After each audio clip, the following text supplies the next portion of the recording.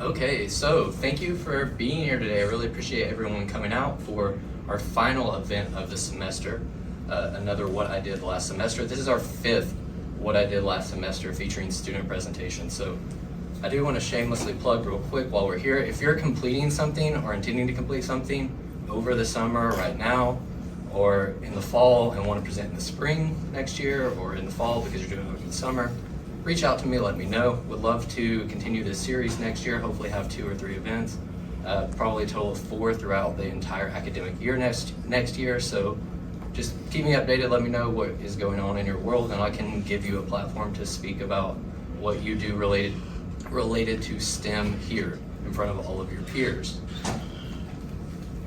Again, thanks for being here, and without taking up any more of your time, be sure to hold any questions you have until the end. What we'll do is bring all of the speakers back up at the end of the event so you can ask all the questions at once instead of taking time away from any of the speakers. So our first speaker today is Izzy Wright. She is the new student body president, freshly elected. She is a junior biochemistry and environmental science major. And with the help of the Arconic Foundation as well as the City of Townsend, she is going to tell, with funding from the Arconic Foundation and City of Townsend, she was able to complete part of her senior study, right? Over the summer, and she's going to tell us all about that Townsend watershed project.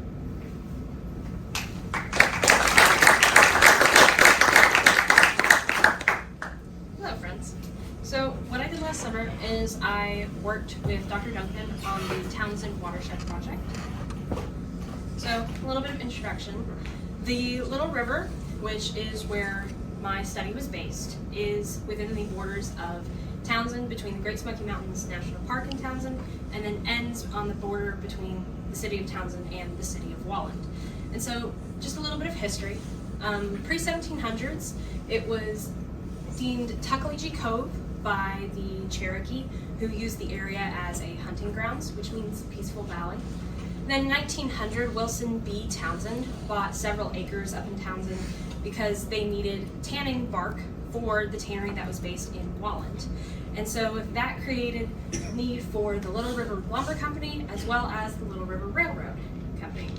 And then so in 1934, a bunch of that property was then sold to the National Park Service, where it became the Great Smoky Mountains National Park. And because of that, it created a large tourist opportunity, and so people realized like how gorgeous the area is, and so things like the Elkmont logging camp became what we know as today of Elkmont, where it's a tourist attraction, has hotels, and so now we have the roads that go all the way through Townsend into the park and also go up to Gatlinburg and as well as Pigeon Forge. And so the present, we are known as the peaceful side of the Smokies, coming from that original name of Peaceful Valley. And we, due to the Little River and the mountains, we have a large river commerce in Townsend based on just kind of like river traffic with tubers and kayakers and everybody that lives on the river and comes to visit to see the gorgeous mountains, as well as it is a gateway to the national park, which also contains the historical site Cades Cove, which is so near and dear to my heart because my great-great-grandparents moved from Virginia to Cades Cove, and they are buried in the Primitive Baptist Church there. And then my great-grandparents, whenever the park was created, moved from Cades Cove to the house that I actually live in now. So this is kind of a way to give back to my community as doing this project. Okay, and then so this is a gorgeous map made by Dr. Nathan Duncan because I cannot do GIS yet. And it shows the City of Townsend as well as the 10 spots along the river where I sampled at. And so our objectives for the project, number one was to create a baseline to assess the health of the Little River and kind of determine the quality of the water as it leaves the Great Smoky Mountains National Park and see how it might change as it goes through the City of Townsend and leaves into Walland. We also look to determine the effects of tourism and heavy river traffic on the Little River water quality, as well as observe the amounts of fecal, coliform, and E. coli to analyze its effects on the stream chemistry. So my methods. So during this summer, from June into August, every week I would go out and sample in the morning and then in the evening at 10 sites along the Little River, as well as 3 sites in an affiliated private property, which were my controls. And so at every site I would take a little conical tube, which is about 15 milliliters, and I would take a water sample that I would later use for ion chromatography instrumentation, as well as I would use a lab quest with several probes such as dissolved oxygen, pH, and temperature to be able to take those measurements and look at and analyze them later for differences throughout time. I also, every 2 weeks, would take another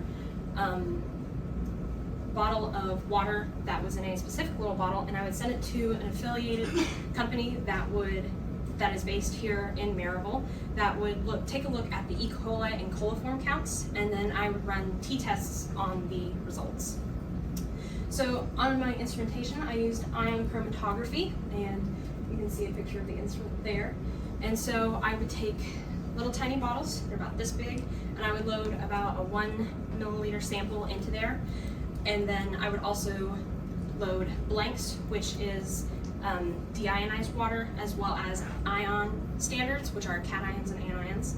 And then so the instrument then runs those samples and separates the different ions based on their affinity to the columns, either the positive or the negative columns for the anions and cations within the instrument. And then, so the TCAN and ColAlert are what did the E. coli and coliform levels, and they did the most probable number counts. And so water was loaded into bottles with kind of like this prepackaged powder, and then was inserted into this. And then so it sits in an incubator overnight, and all of the fluorescence little bits is where that coliform is. And so if you take those counts and you put them on a little chart, then it shows you the most probable number per 100 milliliters. And then so my results. So for the lab quest measurements, we noticed the pH was significant for the weeks of 7-11 and 7-18. And so you can see the significant sample sites, P6, or I can't see that, P6, P8, P9, P10, and control 3. And you can see over time with over the length of the river from morning to evening, there was a significant change. So the pH was higher in the evening than it was in the morning. For ion chromatography, nitrate levels for the week of 7-11 were significant, as well as the calcium levels across time for the entire time that I did sampling for the sites P8, P9, and P10, which are on the further end, the lower end of the river. So E. coli and coliform tests were done. We did 2 tests, which were each 1 month apart, and each site total coliforms were more than the 2,419.6 most probable numbers per 100 milliliters, which is max detection for the system. So some opportunities that I was presented with this research is I was able to attend SERMAX, which is the Southeastern Regional Meeting of the American Chemical Society, where I was able to put together a poster, which I never realized I probably should have put a picture of that in here, but I was able to create a poster on my research and then present it to judges and other students at this conference. There was also a graduate school fair there, which was really important to me finding different graduate programs that I would be interested in. And we got to visit Durham, North Carolina, which is where Duke University is, and I'm actually considering Duke for graduate school, which is fun. And it was a really fun trip. Thank you, Dr. Duncan. He helped organize and all that. And without him, I wouldn't have been able to do it. And then so this is also going to evolve into my senior thesis. So last summer, I was looking for some work to do, and I was like, hey, Dr. Duncan, you got any projects? And he was like, yeah, I got the Townsend Water Quality Project. You want to do that? And I said, sure. And so here I am. And then so, and then so now, oh, here's some pictures. There's my poster. There's my poster. We got to explore Durham in the downtown. We got to drive past the Bush Bean Factory. Fun. It was also during the fall changing of the colors, and the colors were gorgeous. But future work of this project is These pictures are by Caitlin Coster. This is her carrying me across a stream because I didn't have the right boots on. But with this project, I'm able to, if I can think. So with this project, I'm planning to evolve it into my thesis, which I'm going to be focusing on microplastics within the Little River, and I'm going to be taking like soil samples, sediment samples within the river, and kind of using, what are they? The things.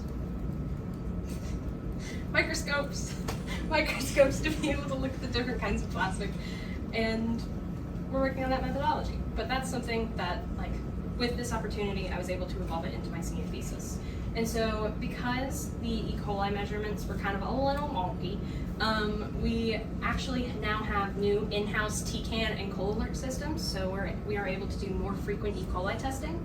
And then, so I'm currently working on a year-round analysis of the river, so every month I will go out and do the same thing. And so by the time I'm finished, we will have an entire year's worth of data, because it's kind of hard to compare one summer's worth of data. And then, so right now I'm also working on a total suspended solids count, which is kind of like just the kind of dirt and muck that's just kind of like flowing in the river. And I'm working on that with Dr. Keough. And yeah, so my acknowledgements. I would like to thank the Arconic Foundation and the City of Townsend for funding, the Little River Watershed Association for supplements, and Dr. Duncan for being my thesis advisor and for putting together this project, as well as Dr. J. Clark and Dr. Keough for assistance. Thank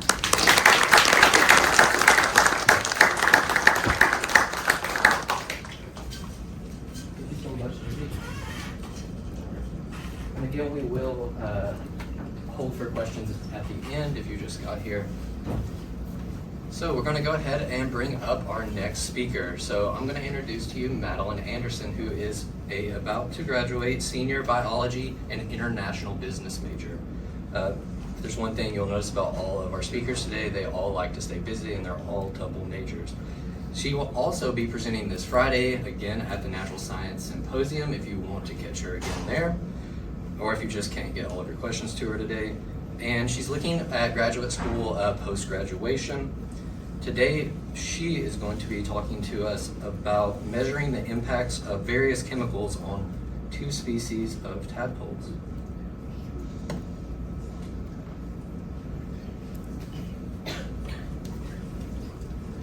Hi, my name is Madeline Anderson, and today I'm going to be presenting my senior thesis with you all. I started this project last summer through a Maryville College internship that was funded by the U.S. Department of Education FIPSE grant. And the title of my project is The Acute and Chronic Effects of a Glyphosate-Based Formulation on the Developmental Rate, Liver, and Erythrocyte Structure in Late-Stage Xenopus laevis and Lithobatus sylvaticus tadpoles. And Dr. Drew Crane, he couldn't be here today, but he is my thesis advisor. Quick outline of my presentation. First, I'm going to go into the background, just some general information that I think it's pretty necessary to know. Then I'll go into my hypotheses. I'll briefly run through the methods. After that, I'll go through my results, and I'll interpret the results at the same time, just so that it'll be easier instead of waiting until the very end. Then I'll conclude and give you guys a brief reflection of my internship. So to start, glyphosate, or Roundup, is an organic acid that inhibits the shikimic acid biosynthesis pathway in plants. The herbicide formulation is used on weeds, and it's favored because it reduces amino acids that are necessary for plant growth.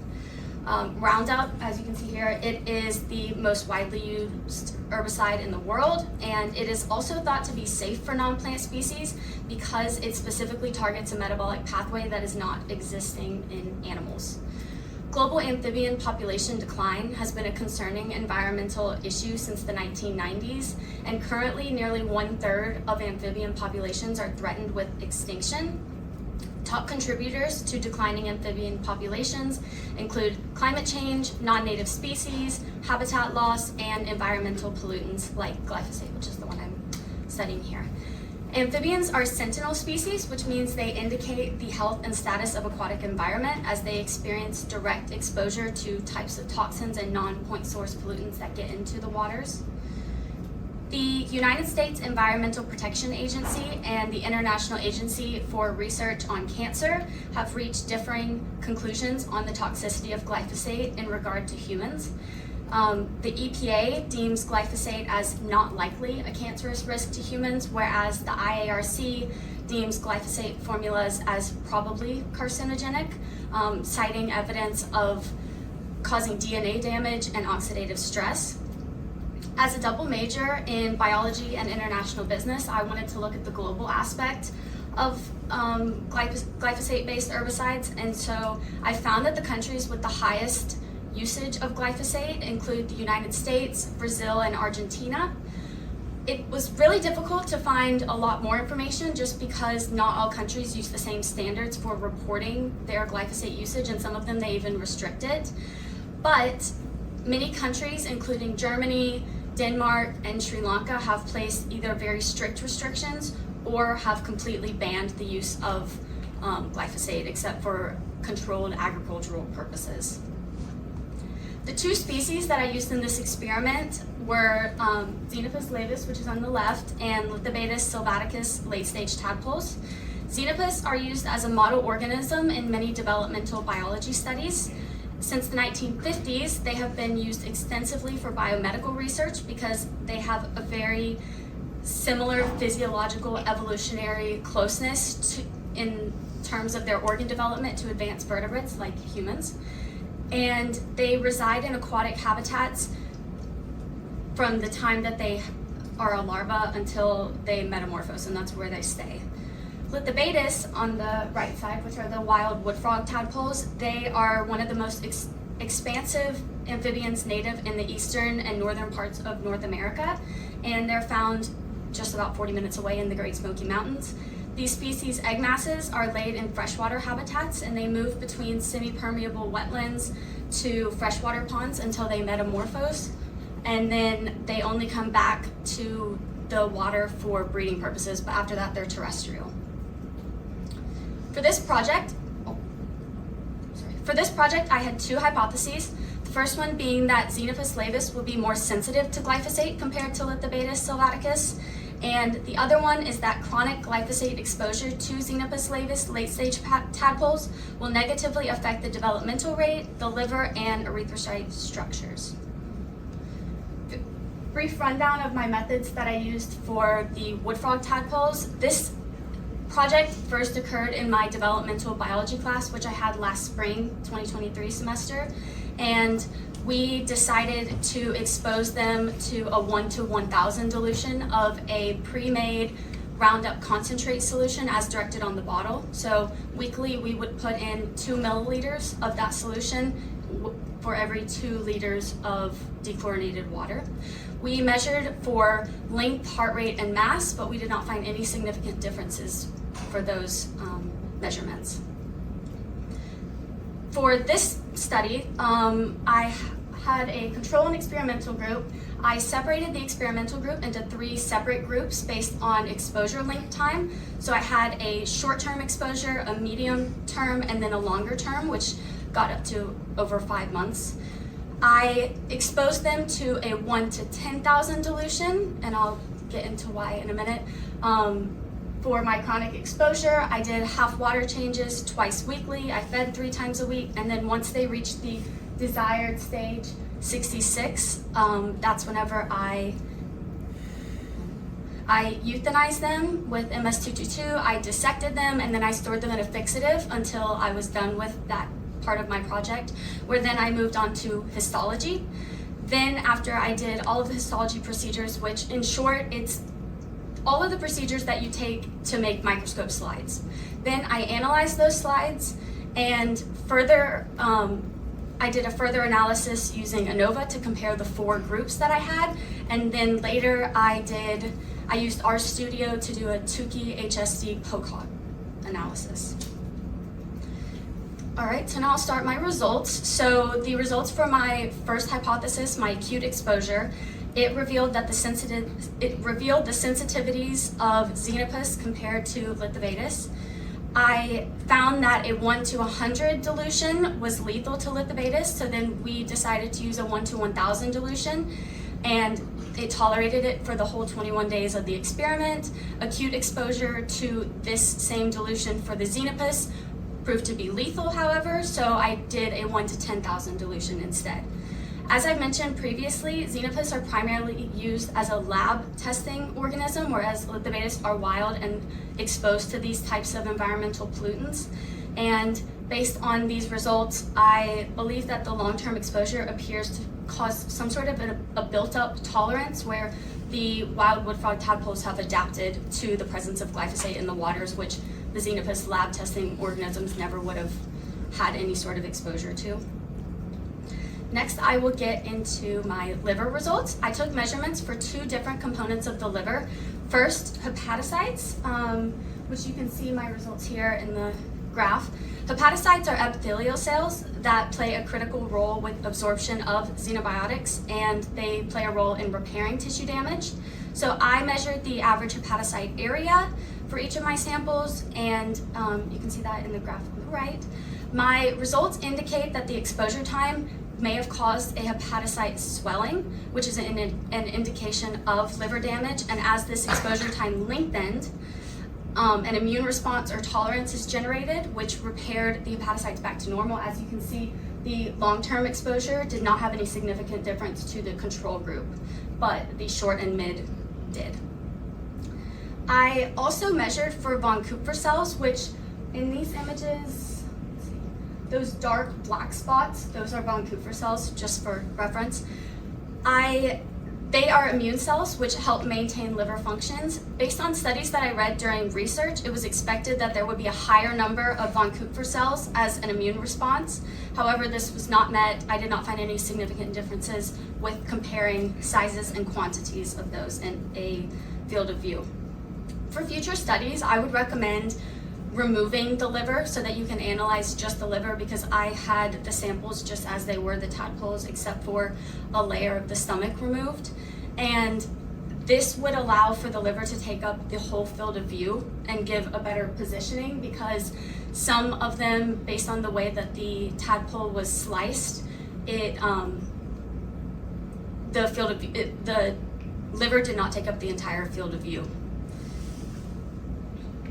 The other organ that I analyzed was the heart, because there's a lack of cardiac research or of research on potential cardiovascular effects caused by glyphosate-based formulations. Erythrocytes are red blood cells and they're found all throughout the body, but I looked at the ones specifically in the heart. Erythrocyte diameter showed to be significantly larger in the short and the long-term exposure periods compared to the control and midterm exposure. One study that I read of glyphosate exposure to freshwater goldfish and tilapia fish resulted in an increased frequency of micronucleated erythrocytes and abnormalities in the shape and structure. So for a future study, I would recommend maybe doing a qualitative study on the structure and the shapes of the erythrocytes, but also looking into the micronucleated aspect, and because that would probably give a better indicator of the genotoxic damage. Additionally, for future studies like the liver sample, I would recommend removing the heart organ for histological purposes, because I had first planned to measure the cardiac muscle fibers, which you can only measure an accurate area of them if they are cross-sectioned, but all of my sectioning came out to be longitudinal sectioning, so I wasn't able to measure those. And they play a very important role in the pumping of blood. So that would be something that I would recommend for a future study. Lastly, I measured the time to metamorphosis for the control group and the short-term exposure. And the reason why I only did these 2 groups is because when you order samples or specimens, they come in at different times. And so I had to order more as the project progressed. And these 2 were ordered and received the same day, separated with no significant differences. So that's why I've only compared these 2. I did expect that the time to metamorphosis would be significant, because many laboratory studies have revealed that glyphosate-based herbicides have caused a decrease in the developmental rates of exposed tadpoles. But in this study, this slow developmental rate was not viewed or proved significant. The data collected in this study support my first hypotheses, which predicted that Xenopus, a lab testing species, are more sensitive to herbicide chemicals than Lithobatus. which are the wild wood frog species. My second hypothesis was supported in regard to liver tissue damage and some erythrocyte differences. I did not find any significant differences with the von Kupffer cells, which I had expected originally, and the time to metamorphosis also did not show any significant differences. Future studies, I would like to see the wild wood frogs go through a histological analysis so that I could compare the two in that way, because with the project that I did last spring, we only did more so like observational measurements instead of internal measurements. I also do want to point out that throughout the study, a limitation I did face was the uncontrollable sample size of my control group.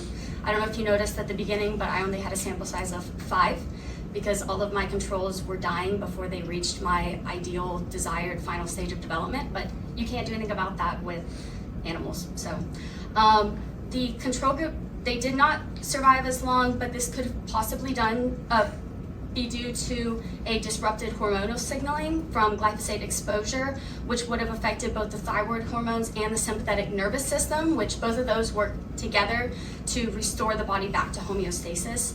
And so that could have explained the stress response and the reason why the experimental group had a lower mortality rate. So my 3 key goals of my summer project, because I started this in the summer, were the ability to design an experiment, knowledge about amphibian husbandry, and the ability to produce and analyze histology slides. My internship largely consisted of animal husbandry, research, and writing the majority of my introduction and my methods during this summer. So I didn't get to the histology portion, and I also had to continue doing water changes and housing the tadpoles all from last semester until the very end. So I didn't do histology until this semester.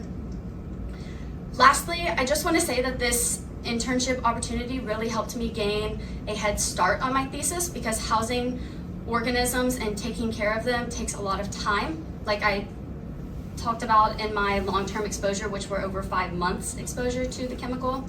So I just want to recommend that if any of you get the opportunity to start your thesis early and have an interest similar to mine, I would really take advantage of this summer internship if you are given that opportunity. Lastly, I want to give some special thanks for help on this project, Dr. Crane, for his mentorship, assistance, and guidance throughout my whole study. Thank you to the U.S. Department of Education FIPSE grant, Dr. Siopsis and Dr. Gibson for the funding and the recommendation. I want to thank the Senior Study Grant and Division of Natural Sciences for funding. I also want to thank Becca Drennan for assistance ordering specimens and materials, and also going through the stress of not getting what we want all the time, because you can't do anything about that. Alex Smith, I want to thank for histology lab experiment assistance.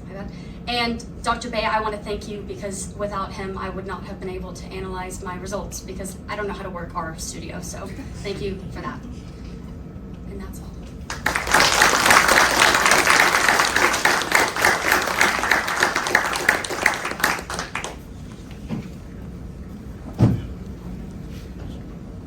Thank you so much, Madeline.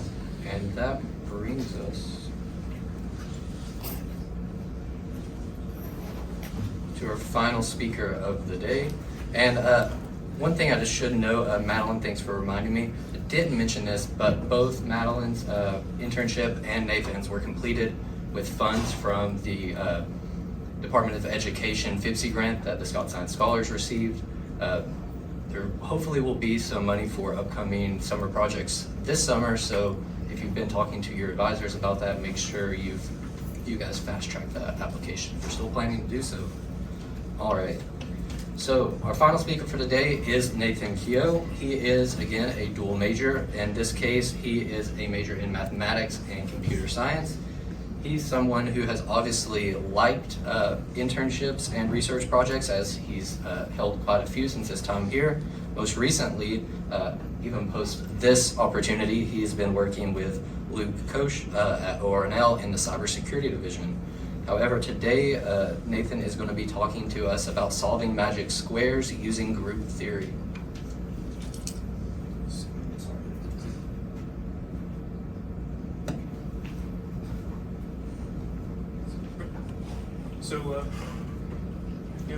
for introducing me. This is also my senior thesis presentation, so with that, before we get into it, take a look at this Rubik's Cube. So turning the face of this Rubik's Cube permutes the cube, the faces of the cube. Much like turning the face of the cube transforms the cube and changes its appearance, certain actions transform elements of a set or encode a set of possible permutations.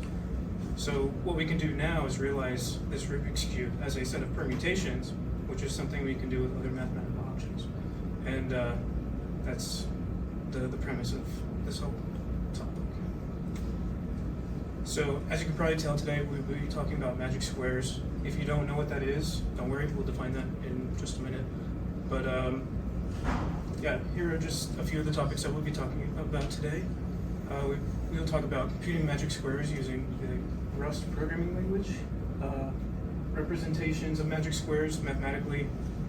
We'll talk about permutation groups as context for producing a viable algorithm to compute magic squares.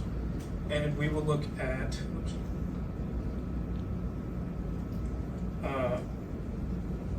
an algorithm that I came up with and how it works. And then finally, I'll wrap up with my findings and conclusions. So here on the right, we see a magic square. What makes it magic is that the sums of each row, column, and diagonal adds to the same number. So for this 3x3 magic square, each row, column, and main diagonal adds to 15. So why should we study magic squares? Well, they're fun to solve by hand, and they can sometimes be kind of challenging. For a math nerd like me, that's fun. But they can also be used to model physics, such as the electrostatic potentials or the weak force in physics. And they can also be used in cryptography, for example, chaos maps and chaos-based encryption schemes. And they've also been used by researchers to produce novel techniques in deep learning, which is really fascinating.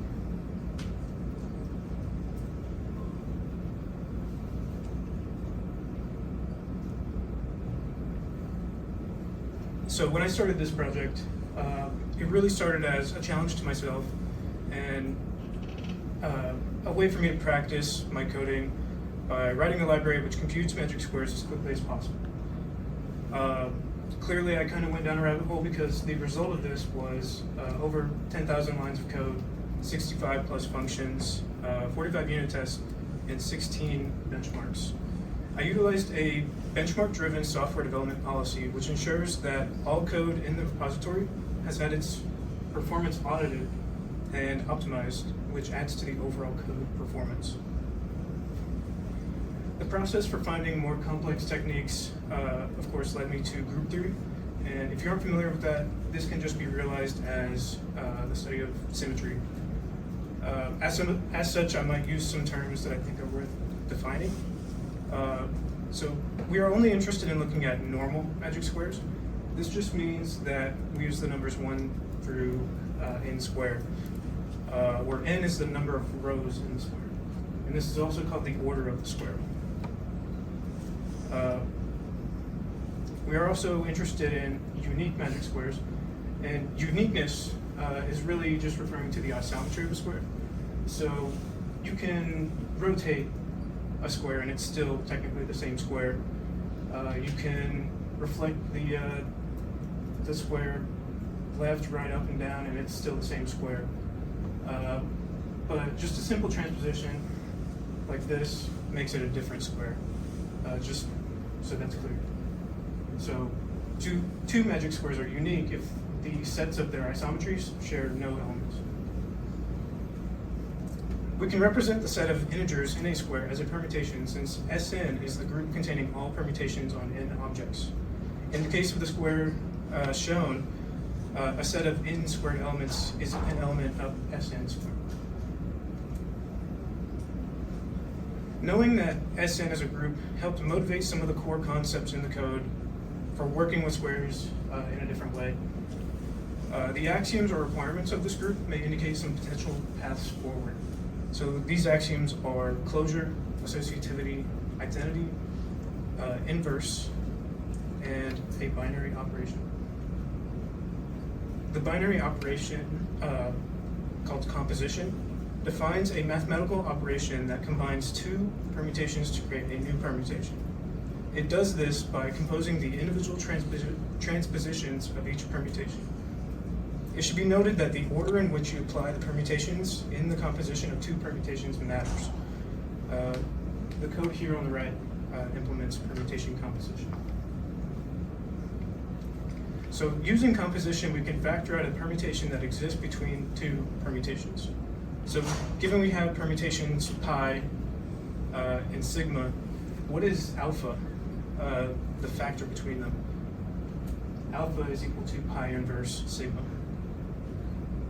Now given permutations pi and alpha, maybe those are the only things that we know, we would like to find sigma, and this is just pi alpha. So really, alpha acts on pi to produce sigma. Using this concept, we can factor out an alpha from two magic squares. This would represent a way to turn a magic square into another magic square. Then we can apply the action to a different magic square and possibly produce a new unique magic square. So using a process called algebraic exploration, also sometimes called algebraic modeling, we can use the things we know to try and construct something useful. So we know about permutation composition. We know that the full set of magic squares is a subset of Sn, which we call M. And we know that K, a partial set of magic squares, is a subset of M. We also know about the isometries of squares, so we call the full set of isometries iso-K. And the full set of actions between pairs of elements in a set of permutations is called beta. So using the things we know, we can kind of construct something that we think might work. So this algorithm takes in a set of magic squares and produces a new set of magic squares. So we first compute the initial set, K, and then we compute the actions of K, called beta. And then we compute the isometries of K, and we compute the product of the isometries with beta, which we call K prime. And then finally, we return K prime combined with the initial input set. So this is a quick way to just visualize what might be going on. So we have our input set here, and we compute the actions of the set. The set of actions beta includes inverses and the identity element. We then compute the isometries of the input set, and then finally compute the product of the isometries with beta. And remember, we're only interested in the ones that are magic, and we can filter out the isometries pretty easily. And what we're left with is our input set plus some new magic squares. I played around with different input sets and found that adding magic squares typically results in more magic squares in the output. But sometimes you can add a magic square and nothing will happen. That's kind of interesting.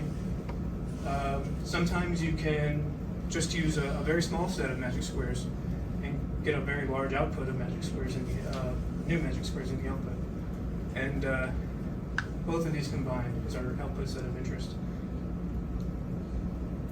So originally I focused on solving order 4 magic squares, and I used 239 unique magic squares as input. Order 4 magic squares contain 16 elements, so there are 16 factorial permutations, which for reference is over 20 trillion. So good luck parsing through all of those. And also for reference, there are only 880 unique magic squares of order 4, very small comparatively. And using my algorithm with 239 magic squares as input, the output is the full set of magic squares. And it does so in about a minute. And we did kind of play around with different input sets, and we found a very strong small subset of magic squares as input, which still produced the full set of output, the the full set of magic squares of order 4. And this computes in about a second, which is just crazy. So why does this work? Well, we went back to group theory, and since M can be kind of realized as a set of permutations, the group that's generated by M is a permutation group.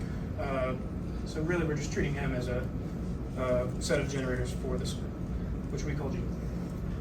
The size of G is exactly 16 factorial divided by 2. And we found this using a heavy-duty computational algebra system called GAP.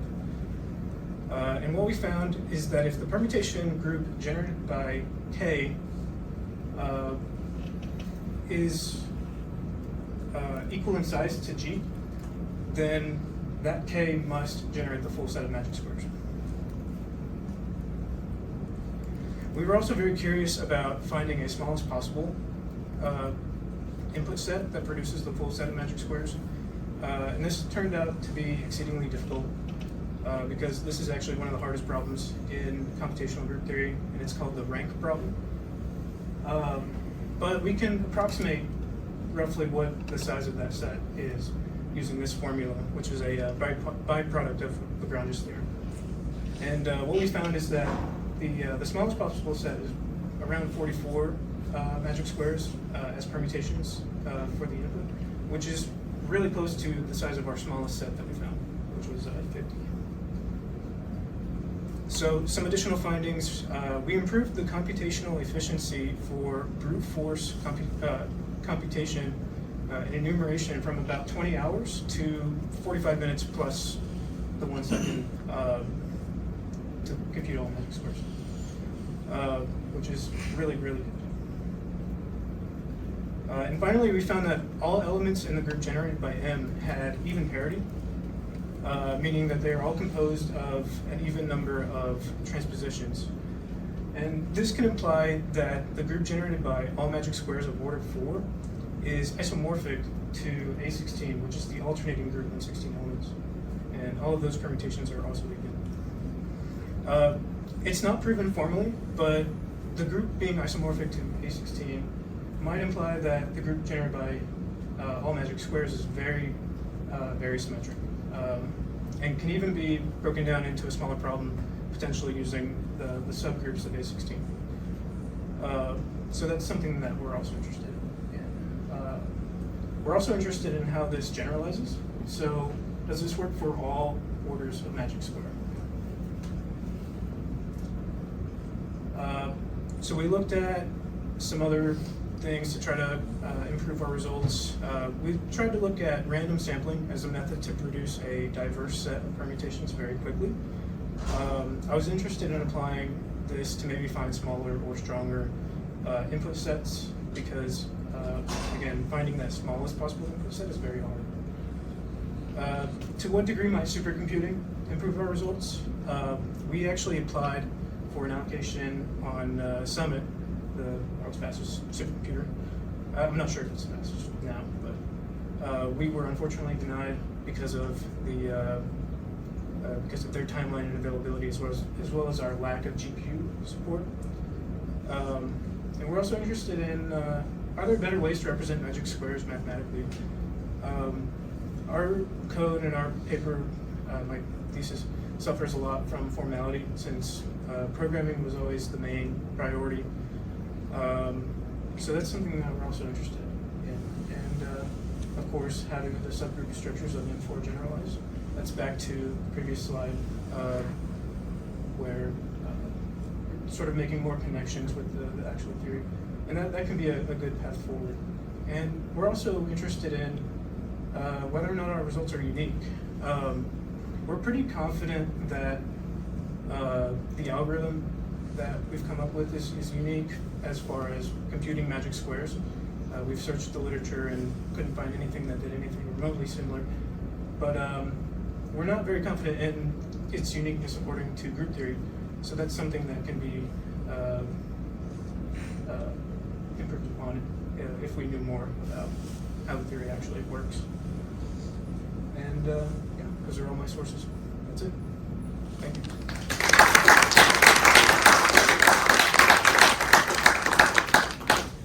Can we have all the speakers back to the front here?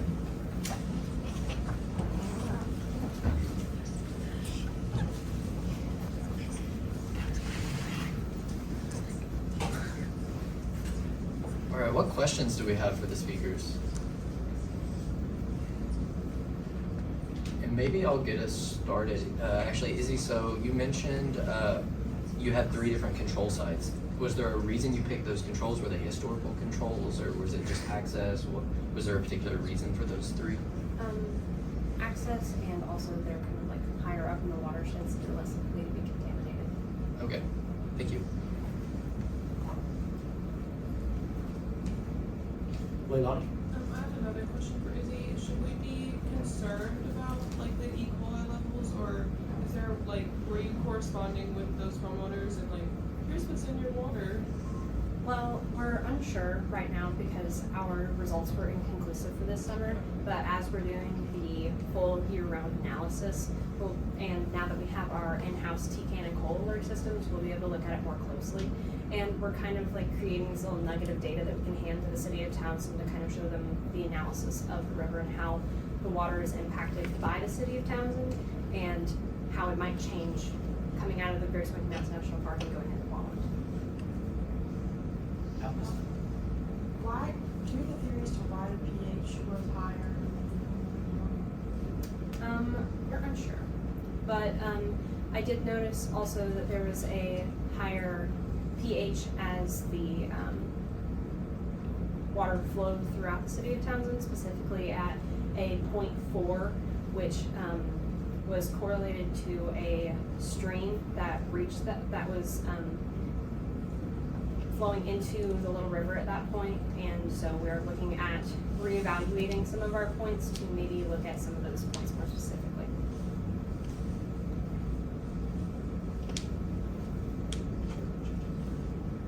So Nathan, could you speak to why this idea of optimizing a problem, solving it, like to do ever faster and faster? What is the benefit for the computer engineer? Why do you do something like that? Why do you optimize the problem? Yeah, why do you optimize code? Why do you optimize why would you want it to run efficiently? Yeah, so kind of goes back to how magic squares, or you can really apply it to any problem, how it's being used. So having a really efficient method to do something mathematically or just in general can lead to better results usually.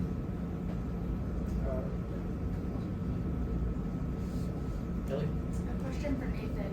On your smallest set of 50, am I correct in remembering that it was able to produce 880 magic squares? That's right. So did you ever find out what was special or what was optimized about those 50 that made it still able to compute that 880? So the number of generators needed to produce the full group of magic squares, it's about 44, and that 50 encapsulates some of those permutations. Okay. So it's not like the most efficient set, and we've tried to take some out and put some back in, but couldn't find a smaller one. So just using different permutations might lead to a more efficient set. Thank you.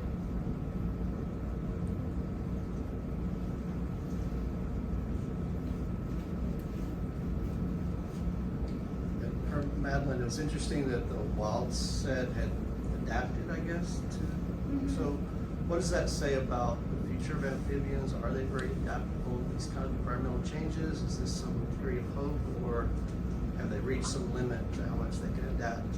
I would say that based on my study, I think that at least in areas like this, where there is some bit of herbicide runoff in our water because of like agricultural use or just at-home usages, it was not as concerning to me, just because, as you can see, the wood frog tadpoles were able to tolerate the 1 to 1,000 dilution, whereas the lab-based were 1 to 10,000. But I think in areas that are of higher concern, like areas that have a higher usage of glyphosate, maybe, where that's a more pressing issue, I think that would be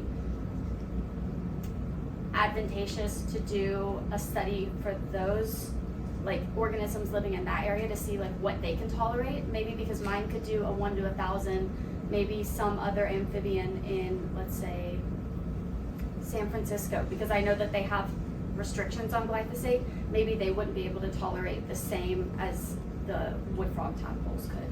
So I think it would be beneficial to use to compare places that are restricting it to see if that is improving the status and health of amphibians in those areas as compared to areas where it's still highly at use. Are those dilution factors closer to like industrial farming or more like just general consumer use? General consumer use. The 1 to 10,000 is more general consumer use.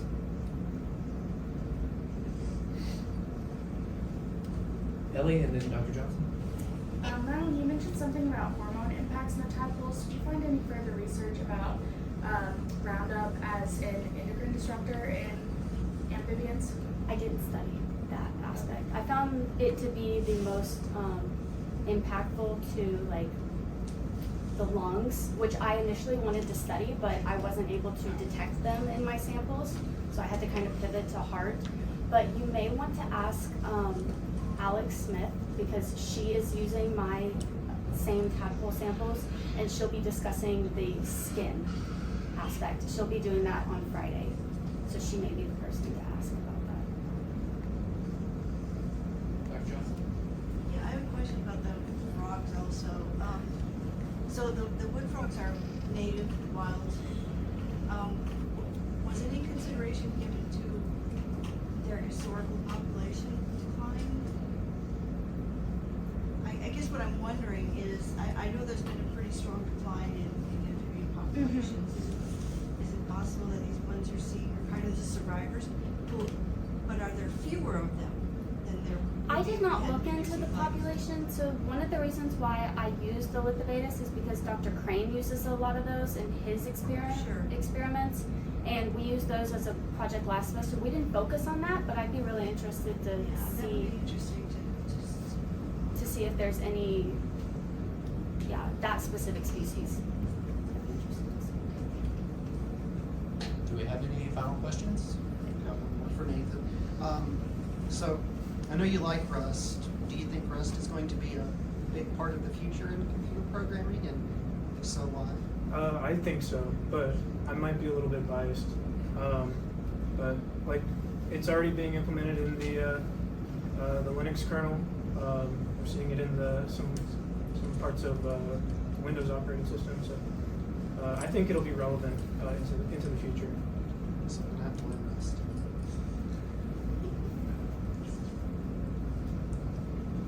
All right. So if we don't have any further questions for our speakers, I don't know if they're planning to stick around at all. Let's give them one final round of applause.